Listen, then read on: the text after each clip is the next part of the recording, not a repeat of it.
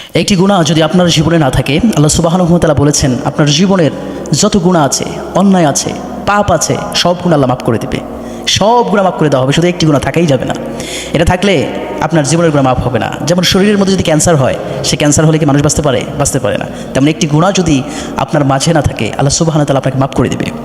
হাদিসে কুদসিতে স্পষ্টভাবে আল্লাহ সুবহানাহু ওয়া তাআলা জানিয়ে দিয়েছেন, আসমান জমিন মধ্যবর্তী যত জায়গা আছে, বনি আদম গুনাহ করে যদি সব পরিপূর্ণ করে ফেলে, এত বেশি গুনাহও যদি তার জীবনে থাকে, আল্লাহ সুবহানাহু ওয়া তাআলা বলেছেন বান্দার জীবন যদি একটা গুনাহ, সেটা হচ্ছে শিরক, সেই শিরকের গুনাহ যদি বান্দার জীবনে না থাকে, আল্লাহ সুবহানাহু ওয়া তাআলা বলেন আসমান জমিন পরিমাণ ক্ষমা নিয়ে আমি আল্লাহ ওই বান্দারে মাফ করে দেব।